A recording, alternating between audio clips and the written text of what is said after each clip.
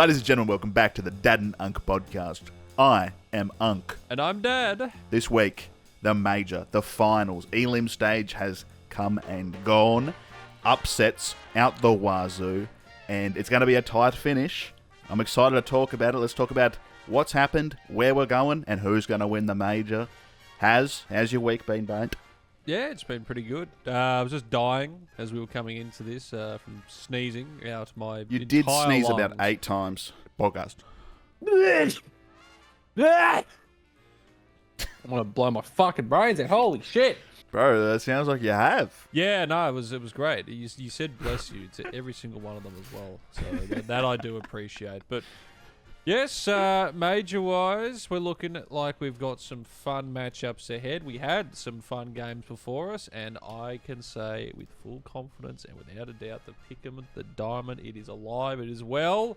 Once again, it was a bit of a sneak in, but on the final day, all the teams that needed to deliver did, and you said some upsets. There definitely were throughout. I'd say overall, in the end, everyone got in, except that there's just one massive outlier that's just sort of sitting there. Yeah, one big blotch.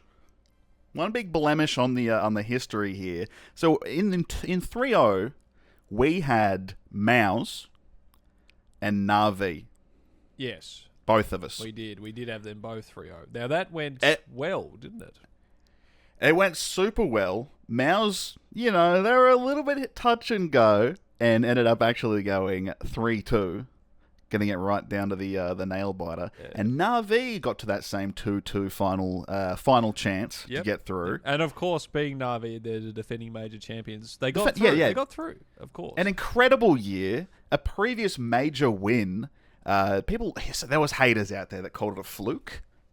But, they've proven them wrong. They went on to win other things this year and have a great streak. A little bit rocky before the major started, and people were saying, like, are they saving strats? And they said, like, they didn't want to burn out before the major. They wanted to take it easy because they've already had such a strong year. Let's finish off strong, No, so they were going to win. Like, they were going to be fine. Yeah. There was maybe, they're a 2-2, but they're up against Heroic. A team that I think a lot of people probably had going through. We didn't, but it was like, it was around that point. It was around that sort of stoppage area where you go. Yeah, Heroic's like one of the coin flip teams. They come and go here and there, but didn't have huge expectations for them. And like, if something happened to Navi, I would have heard about it, okay? Yeah. I would have heard about it. So how did that game end? They got eliminated. They're 2-3, they drop out. And what was this? JL said, I got into a rabbit hole of negative thinking after the first day and I couldn't come back. Oh, that's... Wow. We put a lot of effort into the game, but somehow it wasn't enough. Damn. I think JL apparently said that this was his worst tournament ever. Huh. Yeah. Fuck. Well... You win some, you lose some. That does suck, though. That is true. The defending champions fall off that hard. It was, I don't know if bizarre is the word, but it was definitely surprising what happened. So, I mean, they started things off. 13-10 win over Liquid. Pretty close game, which I think most people would have expected the best of one. Get that done. And then MOBR pulled a fly quest. Win the second one, 2-0. Yeah, put themselves 2-0. Manavi dropped to 13-11. We'll get back to MIBR because you suffered what you did to us is what came back to bite you in the end. The worrisome signs are at the next game because it's Navi Spirit in a 1-1. One of the teams is going 1-2. But if it's a close game, it's like whatever. One of these two, like they're going to win. I think most people are backing Navi because you were talking about how Navi weren't looking exactly great coming to the major. Well, I think Spirit was probably worse in a lot of aspects. Spirit are one of those teams that like they rely on Donk's firepower immensely, and when Donk has just an okay game and those other pieces don't perform, that's where they struggle, but not in this game. No. 13-2. Yeah, so everyone turned into Donk on Spirit, and Navi just... Chopper turned on. Yeah, Chopper turned on. Came to play. I mean, it was like the lowest amount was Magic's with 11, but he still went +3, had a rating of 1.36.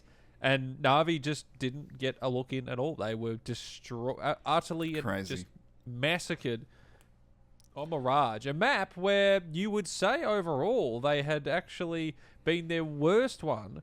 So the fact it got to Mirage, I mean, at that point, you might have to look at how the picks were done for the map. Like, look, you don't want to blame Alexi B for that one, but I'm pretty sure it's the coach and the captain that usually put those ones together.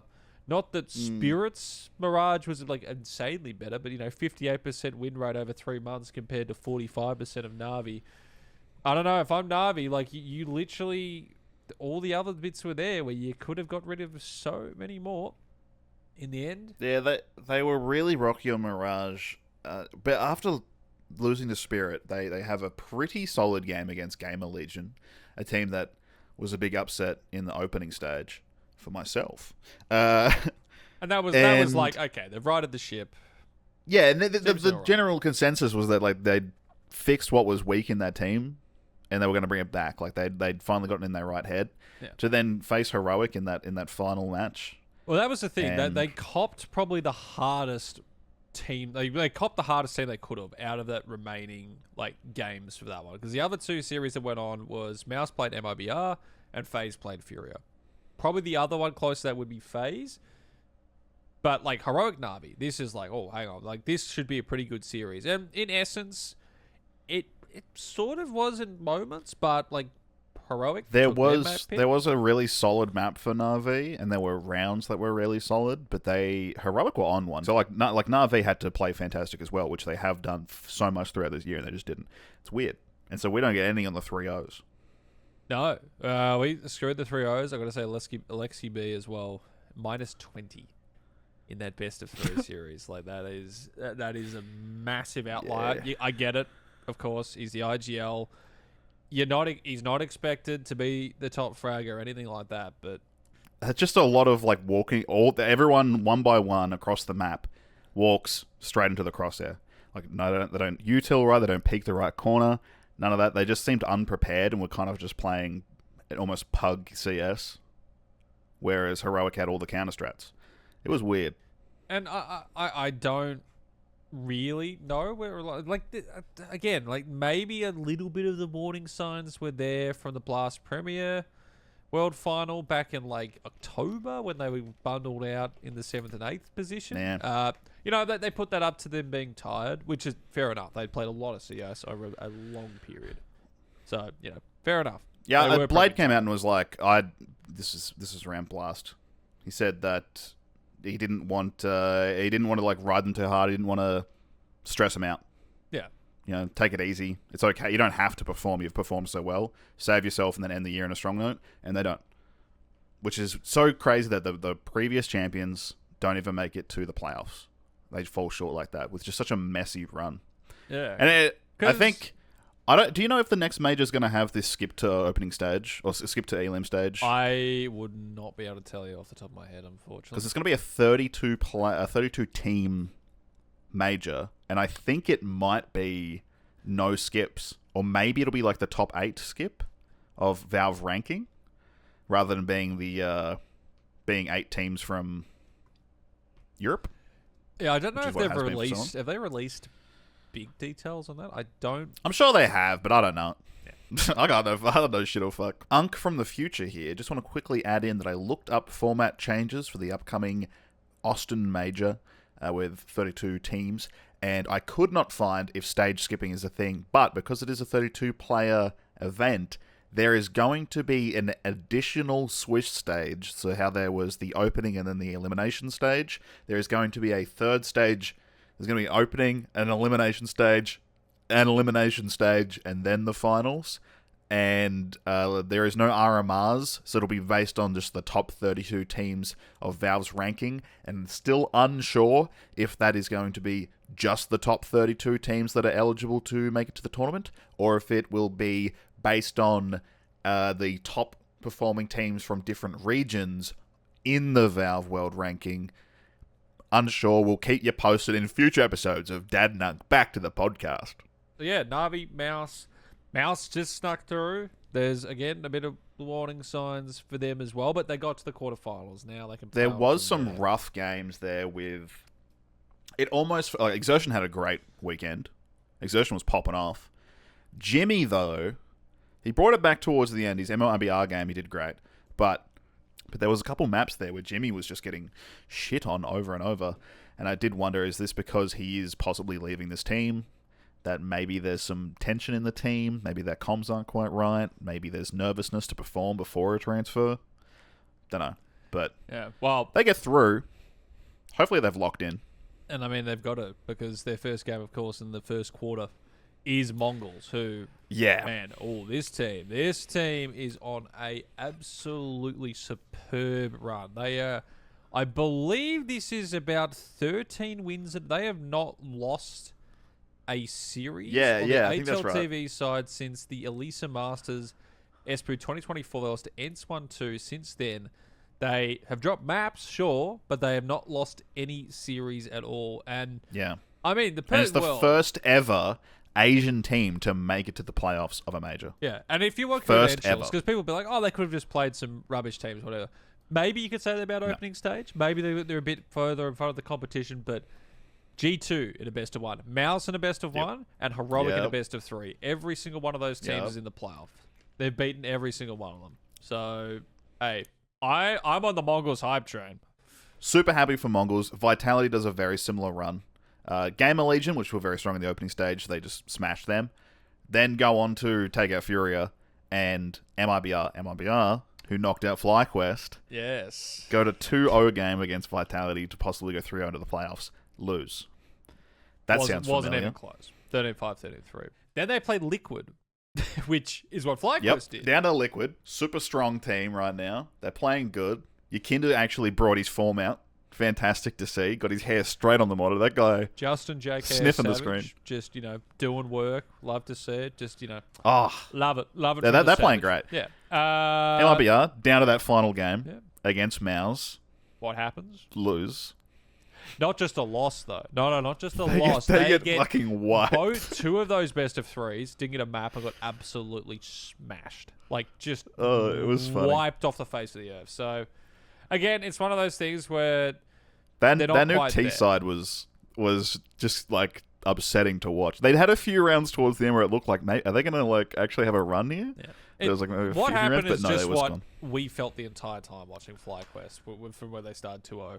So Which is why it's so Brazilians, funny. Hey, you copped it back, guys, because every single Brazilian team, all three teams made it through. No one through to the playoffs though, and they all had their opportunities. It was all there before them. Furia and also, as we just mentioned, MIBR had the opportunity to go through, did not happen. And Did you see Dexter's response to MIBR losing 2-3?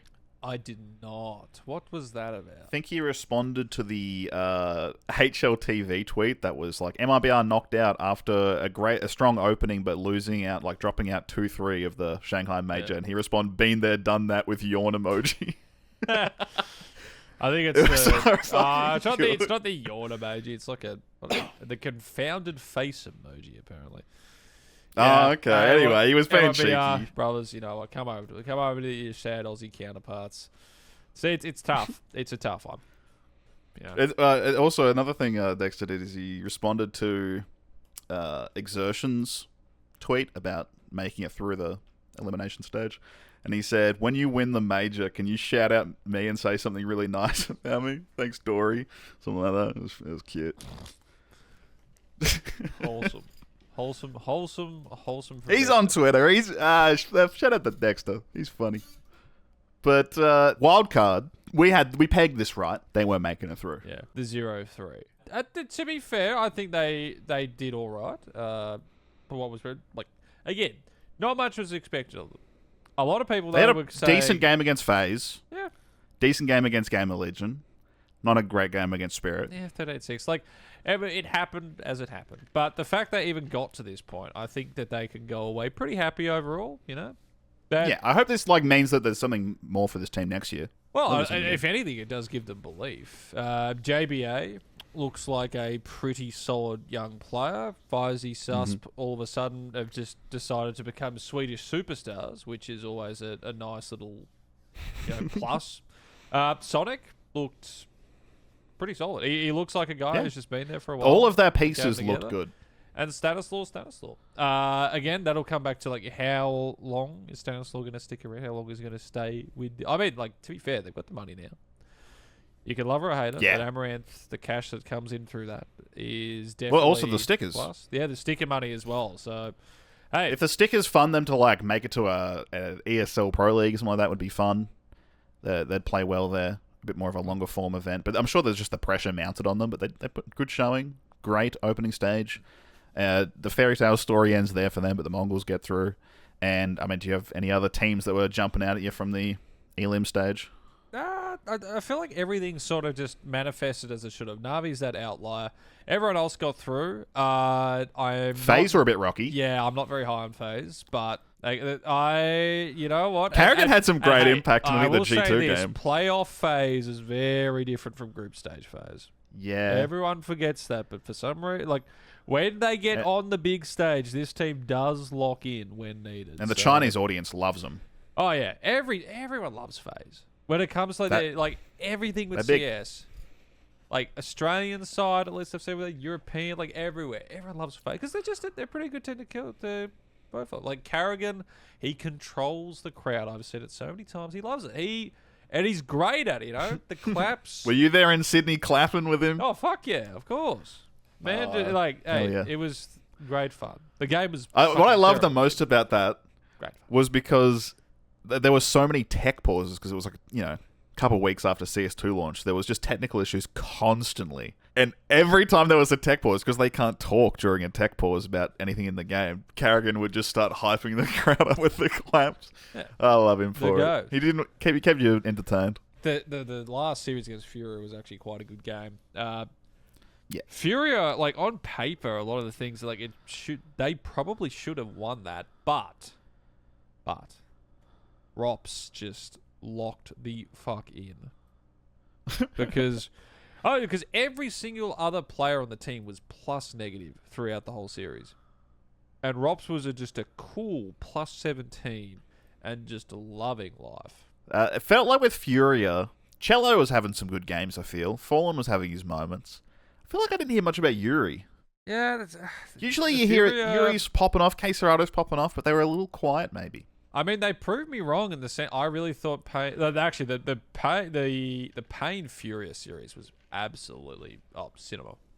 Great series. It was pretty good, yeah. I like that game. I did think that Pain were going to overtake. I thought this was the time. Not quite yet. They're close. They were very close. I mean, we're talking 13-11 on the last map. Snow needs another year in the oven. Yeah, look, it's all good. I still like Pain, just the fact they're a younger team. Furia, I don't know. It's like how long does Fallen have realistically? I mean, like Yuri and Quesarato, you're not going to be changing them off. Like they are both very good players for what they are. But then you sort of sit there and you go, all right, Cello, Fallen, Skulls. Skulls is sort of that newer addition, and he's the younger one. Yeah. I don't think you're going to get rid of him. So it sort of looks at like Fallen and Cello. And Cello, I don't know. It's maybe... Yeah, he had some impact in these games, but usually he's less of the impact. Yeah, well, he's not... Usually you hear more about Yuri, Again, more about he, Quesarado. that's not his role. He knows... I feel like he plays more of that, like, you're going to play a side. You're going to be that lurker. You're not the main attraction, but Fallen's the AWPer. 1.02 rating is not going to do it. Because again, like on paper, and when you can put the statistics together, they are that best Brazilian team. But again, I really think Pain are just there. Next year, Yeah. if Furia don't change anything, Up Pain. Let's go. I think Pain probably take that one. How do you feel about G2's performance through this? Yeah, I'd say pretty solid. Like they lost the first win to the Mongols. I called that in our last episode, saying that's a bit of a danger game. Beat Big 3D Max, and then dismantled FaZe in their 2-0. That was like, okay. There was some little question. They're coming into that FaZe series. I was like, okay, this will be interesting because like FaZe haven't been on song too much lately, but G2 haven't been like taken out of this world. They've been winning, but it hasn't been like there's not been like I feel like the big performance that's gone. I feel like Monacy was very quiet this stage, whereas another player that stood up was Snacks. Snacks was popping off. He was having some great games, and I think you saw some confidence in him. You see that round where like he started doing fist bumps as he was ringing around the Rosie and Donut on Ancient? In the donut position, Jocko and Gravity clearing through. Gravity has to trade this. Gravity has to trade this. They nearly line up for it. Bullets! He hasn't got the bullets for this. There's no way. He'd have to hit 2 1 taps to hit the bullets. Okay, onto the pistol. Playing games. Playing wicked games with this young gun, Gravity. He's teasing him. He's taunting him. He's taking this map without any single bullet fired. Snacks running around the donut. Taunting Gravity. There's just no time. He starts running ring around the Rosie so the T can't kill him. And as he's doing it, he starts fist bumping in the air, and the crowd's going fucking crazy. Oh, it's so fucking funny. He stepped up, but Monacy was a bit quiet. Even if he's been underperforming, it's almost a good, he's still the GOAT. It's a good thing for G2 in the sense like they've pretty much been fine even without him going completely bananas. I think you'd rather that for team. But you'd hope so with a team that has 3 superstars. Yeah. That if one of them's quiet, you're okay. Because that's kind of been it was that situation at the start of CS2 when Nico was quiet. I mean, they did not have 3 superstars, then they only had 2. So, like, when Nico's quiet, Monacy stepped up. You're calling Morbs a superstar? Absolutely. I think Morbs is, like, obviously, like, he's the younger kid, you know? But I think he is possibly, like, this generation of players, Nico, of Rifler. You could say Donk, but I feel like Morbs plays more like Nico, whereas Donk is very much just like, you know, who is the strongest player this year, and we're going to talk about that next week. The stronger players usually are the closers of rounds, which is usually an AWPer, or, you know, you're like your Nico, or Monacy, or Simple, or Zywu. These are people that are in the clutch situation that come down to like the 1v1s, the 1v2s, and they win the round. And you remember that impact. Whereas Donk is much more of an entry fragger. He's much more of an opening rounds. He creates possibilities in the game. And then he tends to die at some point, and the rest of the team then is in the post plan and like wins it or like, you know, gets in there. So that can change how you feel about the player. I don't know if you've considered that at all. Yeah, I mean, again, I would say it's a future. He's a future star. I'm not gonna put the superstar tag on him. Malbs or Donk? Malbs. Okay. Donk is Donk is Donk. Would you consider Donk a superstar now? I think it'd be hard not to. Morbs could be that G2 step up again. Like what happens with, as you were saying, like we have Nico's leading, of course, but does Malbs get moved into Nico's spots? Does he get put more in the front rifling position so that he was in an M80? If that does happen, anchor? Then yes, I think it'd be very hard not to call him a superstar. Again, this is all. It's all these hypotheticals, which. But I think G2, in my opinion, G2 have 3 superstars, and you have Hunter, who's a reliable rifler like Rain, who can hold an angle, make space, and has a few pop-off moments, but isn't like a superstar necessarily, but a dependable player.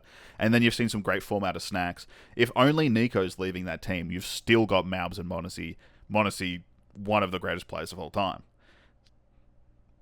So I think that G2 is going to be okay, but it is strange to see Monacy so quiet at the end of the year, the final thing here, and I wonder if that's a possibility of like he's thinking about moving teams, or he's a bit worried about how his role is going to be when he doesn't have Nico, his right-hand man. We'll see once they get into the finals, which we can move over to that if you want to talk about that. Yeah, I mean, we have the 4 quarterfinals. I said a little bit earlier that the first game, of course, was between the Mongols and Mouse. That follows up with Spirit and Liquid. And then the next day to follow that, G2, Heroic, and Vitality FaZe. And then semis on Saturday, grand final on the Sunday. And that will be the final. The final event. Well, I guess not the final event of all things, but pretty much the final event of the year at that point until, into January. Middle of January. That's sort of the first one. Katowice. That's classical. And extreme. What? Katowice, yeah. Yeah. What did I say? You said Katowice at first? Katowice. Your wheat picks. Wheat-Bix. Yeah. Now, how many Wheat-Bix do you do? 10 billion Wheat-Bix. How many Wheat-Bix does Monacy do? Too many. Because crazy. he needs to have some more, I think.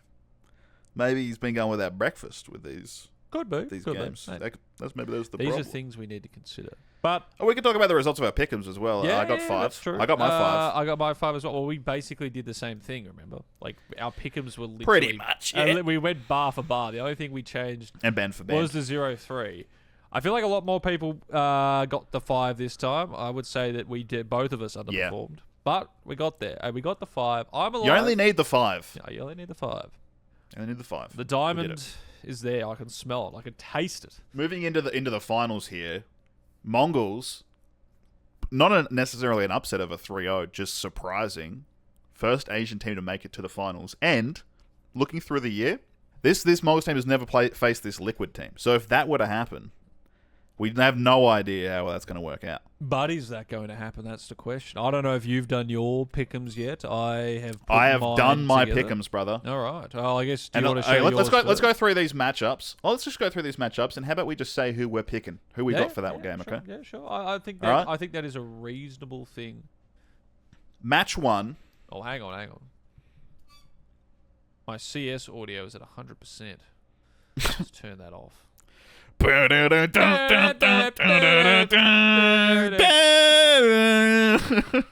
So Mongols Mouse. Who do you have winning the first one? Mongols Mouse. I've got Mongols. As do I. I have Mongols winning that one there. Let's go.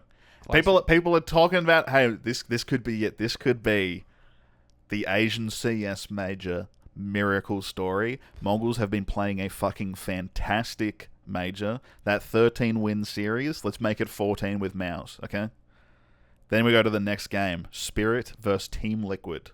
This one's an interesting one. I think I might be a little crazy with this one, but I've gone Liquid here.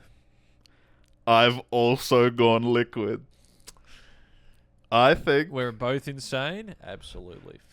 I don't think it's insane, dude. I think it might be right. It's a toughie because I feel like this could backfire very hard because It Spirit, could backfire. Spirit just, like wake the fuck up and probably decimate Liquid. But Liquid Have you good. considered how close Yakinda is to his monitor? It's true. He is very that man is basically eating his monitor. He's like kissing. He's in love with If it. there was a dictionary definition of locked in, it's a picture of Yakinda's hair touching the top of the It's monitor. very true. I love It's that very picture. true. I think they might take it. Yeah, no, I mean I've got Liquid doing that one. I think that's the sort of the change up there because everything else from here, look, I wouldn't say it's like locked in. That's easy, simple, but overall, Yeah, there's one of these ones that seems more obvious than the other. Yeah. Okay. Next one, of course, G2 Esports and Heroic. Who do you have there? G2. Yep. Also got G2. Come on. I think that'd be really close. I liked what Heroic have I think done. it'll be an interesting game. G2 just seemed to be that little bit still. I feel like this goes all 3 maps, but G2 still take it. And then the last game, Vitality FaZe Clan. See, this one I actually think is a lot closer, but Vitality are on a tear. I've gone Vitality. See, I would feel like this is... I mean, I talked about FaZe playoffs. Playoffs FaZe is different. But I genuinely think Vitality FaZe is a lot simpler to pick than G2 Heroics. But also Vitality winning that one. If we've both picked G2 Vitality to move on, who do you have winning that? I've gone Vitality. I've also gone Vitality. Bro, we're just reading each other's thinking. minds here. Because as much as I want to believe in G2, and it would be awesome if Nico got his major, I just don't see this form of Vitality losing to G2 again. And then Mongols Liquid in the next semi, if that was where we're at for both of us. I feel like Yes. this is... And come on, what are we thinking? Mongols. Mongols. We're right there, brother. Okay, grand final, Mongol with Vitality. Who takes that? That's actually a super tough question, I think. I have gone Mongols. I've also locked in Mongols. How have we gone the exact same picks here? This is... Because I think FaZe Vitality could have been different. Spirit Liquid could have been different. And like maybe that changes how you feel about the upper brackets, but the Maus Mongols, I feel like Mongols just take that simply because they're such a strong team. Mongols versus Liquid never happened this year. These teams, as they are right now, have not faced each other. So that's an unknown entity of how well they'll play against one another, but I can't wait to watch it. I believe in the fairy tale story right here. Asian CS. Bring it on. I mean, look, I don't think they've ever been in a better spot. I think that's the scary thing as well. This team is scary. I don't think Europeans understand. This could have come back to completely because they could bomb out in the first round. Yeah, imagine they lose to Mouse. They just lose to Mouse. To be fair, idiots. their first match, the best one against Mouse, was a bloody good game. And these teams have been very even. So that should be a good best of 3. Am I right?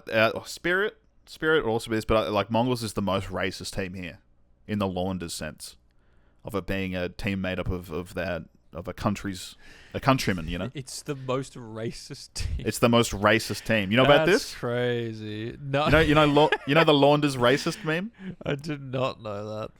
Okay, so Launders has Shout out this to meme. Launders. He had the meme for the Copenhagen major RMRs where he was talking about racism, where he wanted teams that were built off of mostly nationals. Like a Danish team, fully Danish team, or a fully Russian team, or whatnot. He wanted those teams to succeed because he thinks it makes interesting Counter-Strike, and the way he described it was racism. He wants racism. He wants, a team of 5 Danes to win through something, or 5 North Americans to win through. And so Mongols are the most racist team. Spirit's there as well, but don't worry about it. They're getting beat by Liquid, guarantee. Yakinda knows Liquid on the going all the crosshair. way. It's happening. That game's tomorrow. It'll be exciting to watch. We'll be locked in. Yes, lock in for those guys. Should be absolute You're actually- classics. You're actually getting on a plane to go watch this in the crowd, right? Yeah, The I'm grand getting on final? a plane. Yeah, I'm going to some island. I'm watching it there, so I'm not disturbed at all. You got to get closer so you have less delay, so you can see the exactly. results exactly. sooner. Right where it needs to be. He's going to Asia, not necessarily Shanghai, but close enough. So that's what we've got, pick'ems wise. And you might be on track for that diamond coin. Yeah, the diamond coin is there. It's mine to take. If you actually get the diamond coin, what do I owe you? Did we make a bet about this? I can't remember. I don't remember. I don't know. Like I fund like a sticker capsule. We got to open sticker capsules, surely. Oh, they don't have the champions They don't have ones. the champions ones. I was thinking that as well. So we'll have to save that for after. We'll have to do it Yeah. after. We got a comment from Giga Chad Igami. It was talking about, can we put clips of the matches that we're talking about on the screen to give context to what we're talking about, which I think is more about, can we have like a visual element to reference. Now, my thoughts on that is downloading a lot of VODs and stuff for the little moments we talk about particular games is a lot of work for something that is a audio medium. But if there does it, we do show clips on here occasionally, but if we do need more of a visual element, how about I put like a bouncing DVD logo on the screen for the rest of the episode right now? Just bouncing around. Sometimes it might hit a corner, you don't know. Thoughts? Like the clip stuff's good. I think when we can. And I think we've done that already. And like I can understand. We'll drop in a clip here and there. Yeah, I mean, I feel like there's channels that do that specifically, but that's like a very much more analysis of like close in of every match, every team. But I feel like it's we're also a bit more casual. I think that's good because it's our Counter-Strike. We do this podcast because every time we talked about Counter-Strike, we would just waffle about it for 2 hours. We said, why don't we just record it? I think it's reasonable as well. I don't think it's a bad suggestion, but it's just one of those things that takes a lot of work. But yeah, if there's ever an opportunity for like specific context, I'm sure with the snacks roundabout thing I was talking about earlier, there would have been a clip there. Because it's a very funny clip. Is that logo bounced into the corner yet? We don't know. Again, we haven't found out how to set up an RSS feed, and it's still need to do that. Maybe we'll sort that out next year, because we're gonna have one more episode. Next week, we're going to talk about, obviously, the end of the major, how it turns out, how it was Mongols winning it so crazy, mind blown. And we're also going to talk about best teams, events, players. So, if you would like to leave a comment, please tell us what was your favorite event of the year, which team do you think performed the best, and which player was the MVP of the year? Let us know Yes. your choices. What is your MVP? Rah. And we're going to reveal ours next Yes, episode. The next episode. The 2024 wrap up. Now- Rappity, crappity, you know. Have you played CS this last week? We didn't play. No, I don't think I have actually. I've been playing a bit of the Marvel Rivals actually that came out. I did play a game of that. Thoughts? I played one game. It was literally just walking past their Hulk and then killing the entire enemy team. Cool. And then the next map I picked, Spider-Man, and I did the same thing. I just walked behind that Hulk and killed everyone, and then won the game. And I said, this felt a bit weird. The movement feels a little off, and I'm not sure a huge fan of third-person shooter. It gets a little bit chaotic in like those team fights around the point. But I'm sure it's fun. I'm sure it's good. How about you? How are you feeling about it? Yeah, I've been playing with a couple of mates, and like I say, I've enjoyed it. Been playing a bit of Rocket Raccoon. He's been my I need to give it another go, but I don't know if it's the game for me. How do you feel about it being third-person? Yeah, fine. That hasn't really affected much to me. Actually, I feel like it's Okay. maybe like it makes the game easier, possibly in a sense. I don't know. It's like I feel similar to with like when I played Deadlock, which is when you get into a team fight and everyone's zipping around all over the fucking place. It feels harder to track what the fuck is going on in third person than in first person. I don't know. I struggle in that situation. If I'm first person, I'm just fucking locked in. I did play a little CS yesterday, yeah. and great. First two games, absolutely smashed, having a great time.